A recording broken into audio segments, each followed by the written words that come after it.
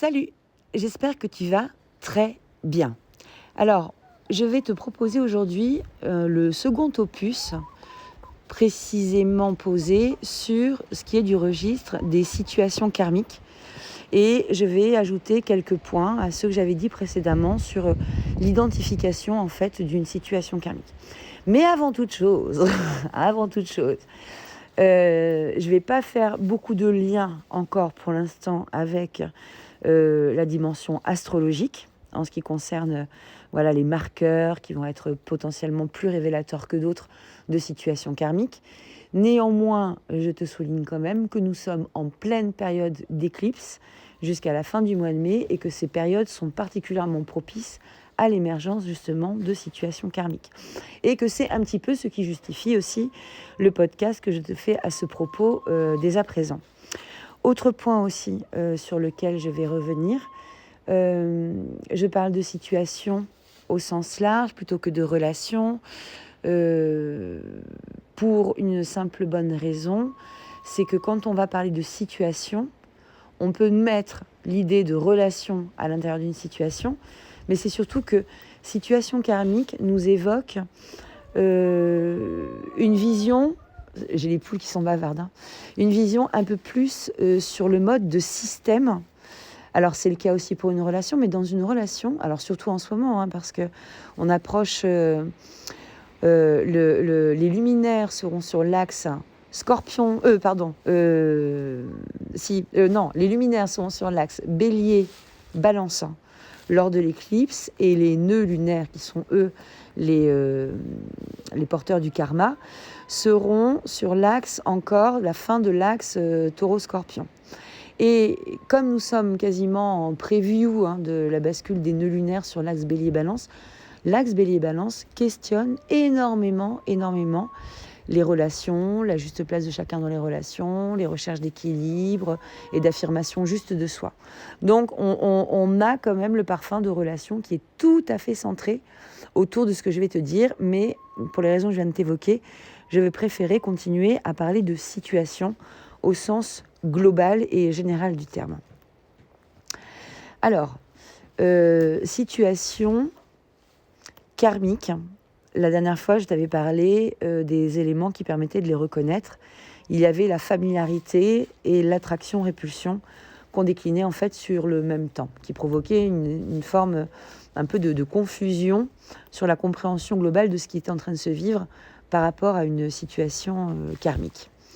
Je vais rajouter quelques éléments qui vont être peut-être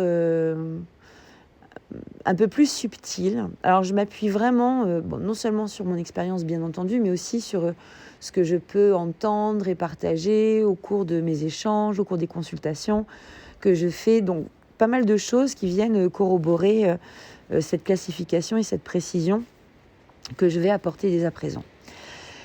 Quelque chose qui est difficile à conceptualiser, mais quand tu es dans une situation karmique, il va y avoir un certain nombre de points que certains appelleront des coïncidences, que d'autres appelleront des synchronicités, qui viennent jouer sur deux tableaux nous concernant.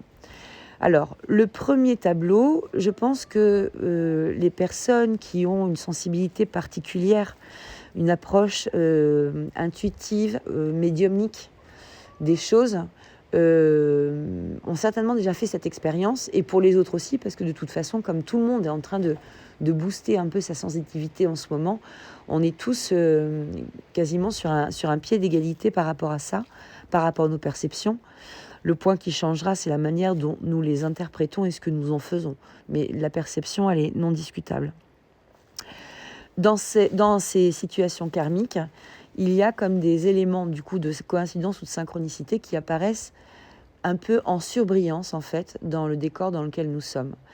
Tu sais, ça pourrait ressembler à ces jeux vidéo. Alors je pense notamment à un jeu d'énigmes où quand tu promènes la souris sur le décor et que ta souris se pose sur un objet qui contient une potentielle action à mener, l'objet se met en surbrillance, il se surligne comme ça dans le décor, ce qui te permet de savoir que du coup il y a quelque chose à faire. Eh bien en fait dans les situations karmiques, il y a plein de choses comme ça Et ce sont ces coïncidences ou ces synchronicités qui viennent jouer ce rôle de l'objet. C'est-à-dire que ça clignote et ça vient attirer ton attention sur l'idée qu'il y a peut-être autre chose qu'un pur, plein de guillemets, hasard, je ferme tous mes pleins de guillemets, derrière cette étrangeté, cette répétition que l'on voit sous nos yeux.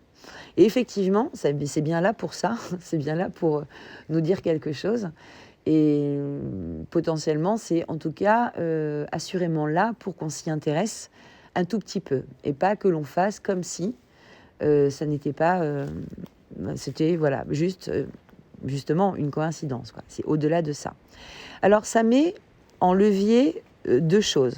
Cette émergence des, entre guillemets, coïncidences, que je vais arrêter d'appeler coïncidence d'ailleurs, parce que c'est pas du tout un mot qui me convient, et que je vais appeler signe, si tu le veux bien, parce que ça me convient déjà davantage.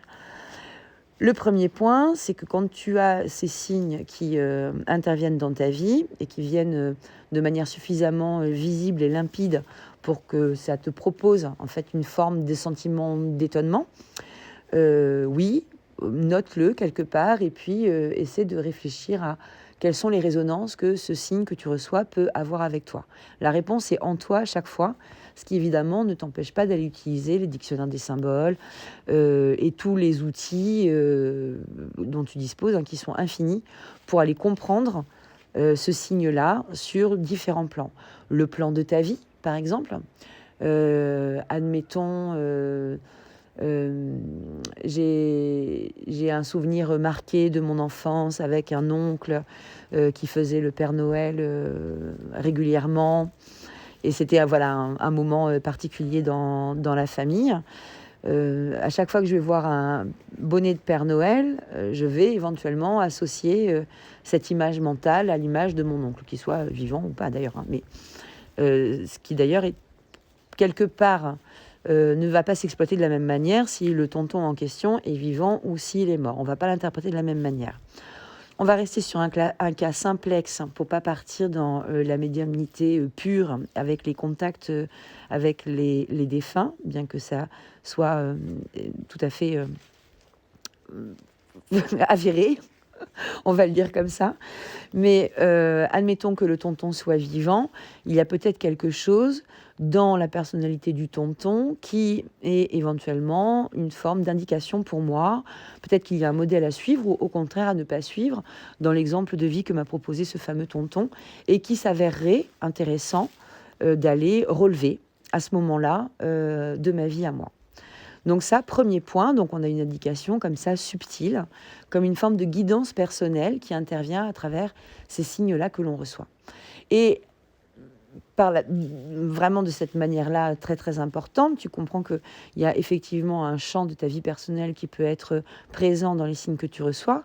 Et puis après, il y a tous les champs des symboles, de la numérologie, de l'astrologie, où on va faire des déclinaisons par archétype pour aller comprendre en fait de quoi il est question. Par exemple, si je reste sur le côté du bonnet de Père Noël, mais que je n'ai jamais eu de tonton qui a joué le Père Noël, le bonnet du Père Noël, du coup, c'est Noël. Alors si j'ai pas de choses plus particulières que ça autour de cette date, qu'est-ce que ça représente pour moi, comment se passaient les repas de famille, si tout ceci est finalement assez posé et émotionnellement plutôt ok, peut-être que je vais regarder sur tout ce qui va être la dimension de la nativité. Qu'est-ce que ça veut dire ? On est aussi sur le solstice d'hiver, donc est-ce qu'on a une corrélation qui peut se faire ? Et on documente comme ça un petit peu le signe, quand il est récurrent, hein, évidemment, c'est pas des choses qu'on peut faire non plus tout le temps si on en reçoit beaucoup, mais ils sont souvent récurrents, donc finalement, il n'y a pas tant de recherche que ça à faire la plupart du temps, parce que c'est aussi très souvent redondant. Peut-être que je vais aborder ce signe-là de cette manière-là. Dans les situations karmiques, c'est extrêmement fréquent, dans les moments karmiques en plus, comme les éclipses, là en ce moment, c'est extrêmement fréquent d'avoir comme ça des recrudescences de signes, des choses qui sont très très interpellantes, qui peuvent nous mettre dans une certaine confusion, mais j'y reviendrai dans un instant. La deuxième chose que met en action ces formes d'apparition de signes, ça vient nous parler aussi d'un truc beaucoup plus posé sur le plan des neurosciences, qui est le système d'activation réticulaire.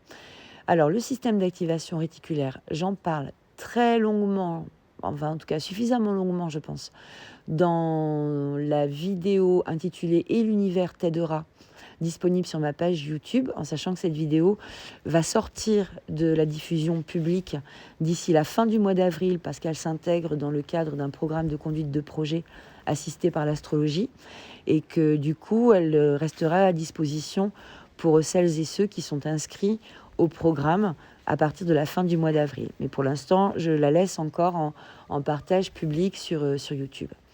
Le système d'activation réticulaire, c'est un système à l'intérieur de notre corps, une forme un peu en forme d'amande très très étirée, qui vient repérer et noter tout ce qui arrive à nous en termes de sensations, donc par nos sens, vue, ouïe, goût, odorat, toucher, tout ça.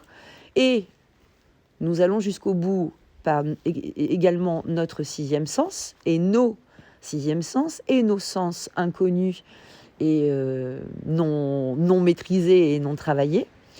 Et ce système d'activation réticulaire agit finalement comme une forme de filtre à ce qui semble être important pour nous et vient nous les présenter sous les yeux. C'est ainsi que quand tu es en train de chercher à changer de voiture et que tu penses avoir repéré un modèle qui te convient, tu vas voir tout d'un coup ce modèle absolument partout parce que c'est au premier plan en fait de tes pensées très pragmatiques du moment, de tes préoccupations, et que ton système d'activation réticulaire donc te repropose à l'extérieur, donc en visualisant à l'extérieur de toi, ce qui se passe finalement à l'intérieur de toi.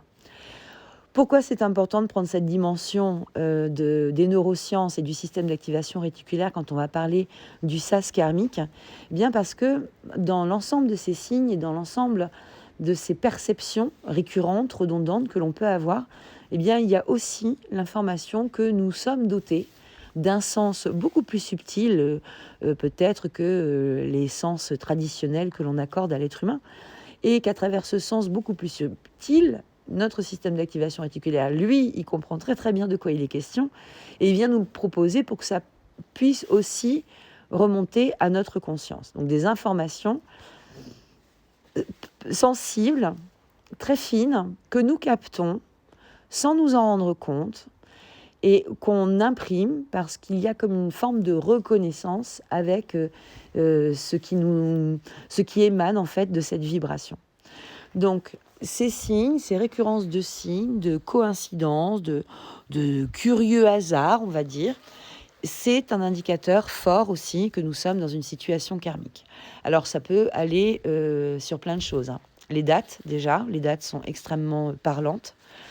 Alors tout ce qui est date d'anniversaire, date de fête, éventuellement les dates religieuses selon nos cultures individuelles, les prénoms, des chevauchements de prénoms, des croisements d'adresses, voilà, un certain nombre de choses qui sont comme ça assez éloquentes et redondantes. Croiser tout d'un coup plein de personnes qui portent le même prénom, ça fait partie des surprises aussi que la vie nous envoie régulièrement.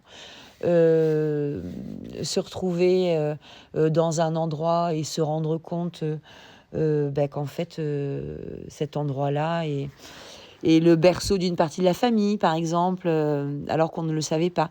Tout ceci, ça fait partie vraiment des situations et des informations, des signes qu'on va retrouver dans le cadre de nos expériences karmiques. Donc là, on a un petit clignotant qui se met quelque part, parce que c'est aussi la récurrence de tous ces signes-là qui va venir appuyer sur le sentiment de familiarité dans lequel je te parlais lors du premier opus consacré à cette thématique. Autre point très émergent dans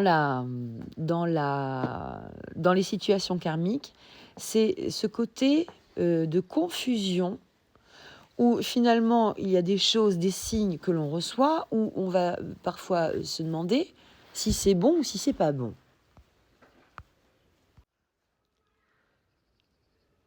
Et en fait, cette question que l'on se pose pour savoir si c'est bon ou si c'est pas bon, elle n'est pas tout à fait juste. C'est-à-dire qu'on est dans quelque chose où tout de suite on a envie d'aller donner une direction, donner un sens, rassurer nos angoisses existentielles, hein, sachant que les situations karmiques sont parfois tellement troublantes que effectivement il y a un petit train d'anxiété qui peut suivre le contexte karmique. Et on va essayer de savoir si c'est un signe d'encouragement, un signe d'avertissement, de quoi il est question, mais qu'est-ce que ça veut dire, et dans quelle étagère je range ça, parce que c'est tellement plus confortable quand on peut donner une forme aux choses. Bon, ça va, on n'est pas tous égaux par rapport à ce réflexe-là. Plus on va être dans des dynamiques de contrôle, plus on va avoir tendance à vouloir justement ranger un peu les choses dans des cases et clarifier au maximum notre pensée, notre confusion, de manière à pouvoir évoluer un peu plus sereinement. Bon, le truc, c'est que en période karmique, on a tous cette petite sensation de vouloir contrôler qui se réveille, même si on est, entre guillemets, pas trop atteint par la dynamique de contrôle. Mais il y a tellement de subtil, et pour peu qu'on ait un peu les doigts dans la prise de façon naturelle, que le petit courant d'air déstabilisant de la période karmique, petit ou gros d'ailleurs, hein, je ne veux pas minimiser les choses parce que personnellement, en ce moment, je fais plutôt l'expérience de quelque chose de plutôt gros sur le plan karmique, qui se traite bien au-delà, en fait, des périodes d'éclipses. Mais la période des éclipses est un excellent moment pour récupérer aussi des informations. Alors, je ne sais pas si tous les médiums sont comme moi, avec cette sensibilité particulière aux saisons karmiques. Mais je sais que chez moi, ça active toujours beaucoup de perceptions, beaucoup de connexions avec l'intangible, beaucoup d'intuition, beaucoup d'informations. Et en général, j'ai beaucoup de matière à l'issue des saisons karmiques, à aller travailler, à aller développer pour pouvoir aller avancer sur mon chemin individuel. C'est aussi un moment où la perception que je peux avoir des choses est aussi beaucoup plus fine. Parce que dans mon espace karmique et antérieur à moi, il y a des clés, il y a des choses que j'ai appris à faire dans d'autres vies et qui du coup sont très activées quand on est en saison karmique. Enfin, qui sont activées tout le temps, mais qui sont encore plus activées quand on est en saison karmique. Alors cette confusion-là qu'on a envie de balayer en fait d'un revers de main, de manière à pouvoir orienter un peu notre vie, notre choix, il n'y a pas grand-chose à faire que de laisser passer et lâcher prise. Il n'y a pas d'antagonisme avec ce que je te dis lorsque je t'explique que quand tu as des récurrences de signes, tu peux aller te documenter. Lâcher prise, ça ne veut pas dire ne pas du tout s'en occuper, aller traiter finalement ce qui se passe avec une relative indifférence, hein, puis se dire que ça s'arrangera tout seul, ou que ça s'arrêtera quand la saison karmique sera terminée. En fait, non, rien ne s'arrête tout seul, hein. Les choses qui s'arrêtent toutes seules, c'est quand elles sont programmées pour s'arrêter toutes seules.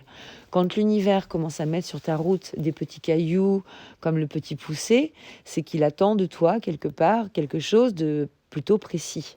Et on ne peut pas ignorer ça. La confusion, de la laisser passer, c'est surtout d'accepter de ne pas y voir clair pendant cette période-là. Accepter que le tempo ne soit pas à l'ordre de la vision claire des choses.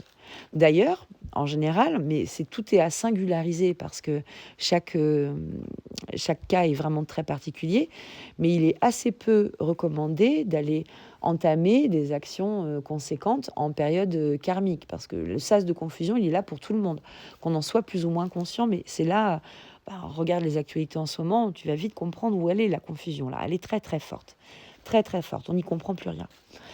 Cette confusion est donc valable pour tout le monde et dans un environnement qui comme ça est confus émotionnellement déjà en premier plan, pas facile d'aller construire des choses qui soient fluides parce que les erreurs de compréhension, les erreurs d'interprétation de signaux sont vraiment assez fortes.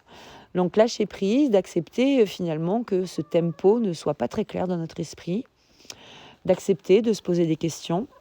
Donc ça nous permet aussi en même temps de sortir d'une idée de grande maîtrise de ce qui nous arrive, de ce qu'on vit, ça nous remet aussi, la période karmique sert à ça, quelque part, à une posture d'humilité où notre ego peut se trouver très largement dépassé en fait par ce qui se passe. Et ben, il n'y a pas beaucoup d'autres solutions que celle d'accepter. Alors, notre ego est dépassé par ce qui se passe dans une certaine mesure, parce que c'est lui qui va être quand même aux commandes pour aller essayer de rassembler les éléments du puzzle. Alors, les éléments du puzzle, donc tous ces petits signes, toutes ces petites compréhensions qu'on peut avoir au fur et à mesure du temps, ces symboles récurrents qui reviennent.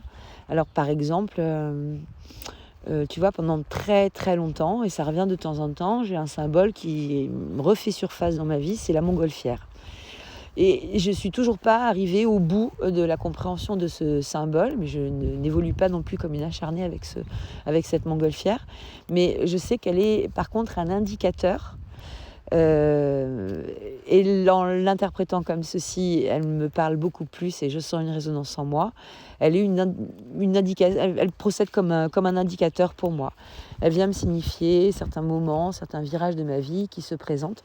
Et j'ai néanmoins toujours pas pu faire le lien complètement tangible avec ce qui se dit traditionnellement sur la symbolique de la montgolfière. Ceci étant, ça permet quand même de se piloter à minima.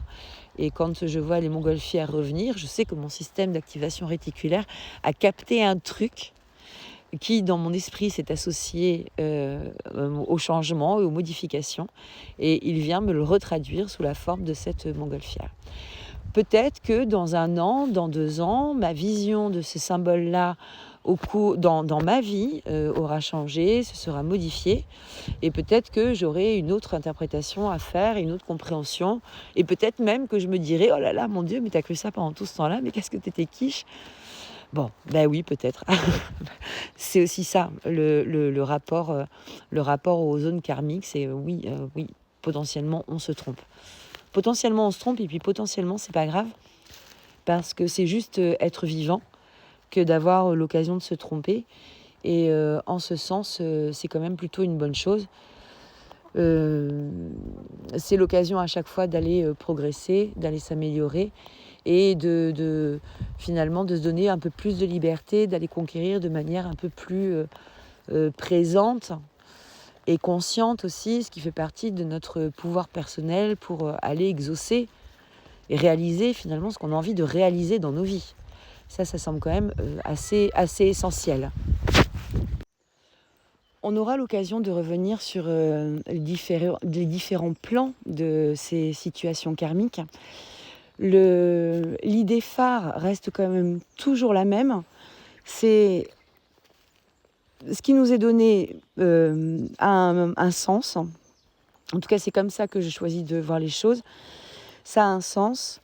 Ça vient s'inscrire dans nos dynamiques de vie singulières. Et c'est à partir de ces dynamiques de vie singulières que l'on va réussir à aller basculer, à faire des choix différents, des choix novateurs, qui ne soient pas le produit en fait de réactions compulsives. Et ça aussi, on va en reparler beaucoup plus dans le détail parce qu'il y a une approche en fait. Sur le premier volet consacré aux situations karmiques, je te parlais de nos modalités défensives, qu'on appelle aussi les 4 F. Je t'en ai pas parlé en te citant les 4 F, mais je vais le faire à présent, qui viennent des verbes tels qu'ils sont déclinés en anglais, to fawn, to fly, to fight, to freeze. Donc to fawn, c'est une forme de suradaptation, de flatterie en fait, c'est-à-dire éviter, aller flatter une menace pour ne pas qu'elle se retourne contre nous. Donc ça, c'est un mécanisme défensif. Les autres sont beaucoup plus connus. To freeze, c'est se figer, être comme un lapin pris dans un phare face à quelque chose qui semble offensif pour nous.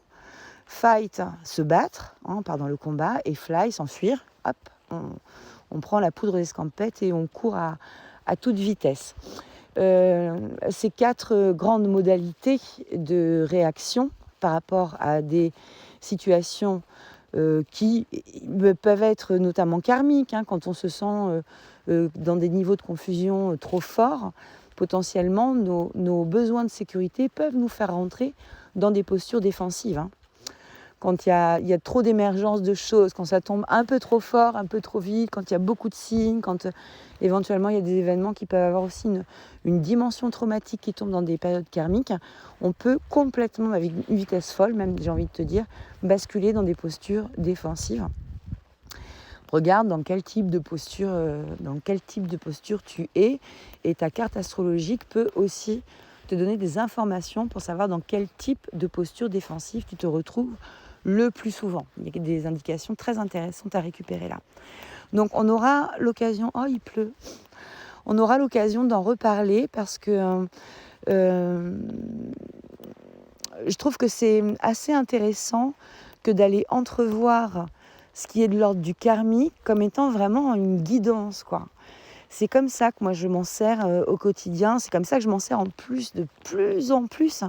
C'est-à-dire que nos précédents karmiques, ces choses-là qui remontent en surface comme des indicateurs d'un truc qui est à revoir, à reprendre, à recorriger, quelque chose qui n'est pas tout à fait juste, tel qu'il est établi aujourd'hui dans notre vie, dans notre présent, eh bien, les périodes karmiques, les périodes d'éclipse, les situations karmiques que nous rencontrons sont là pour parfois nous mettre un peu les points sur les i et les barreauter.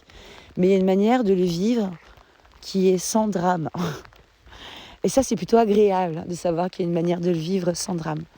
Bon, alors tu sais quoi, là, je mets ma capuche et je cours à travers la forêt pour aller me mettre à l'abri. Je t'embrasse bien fort.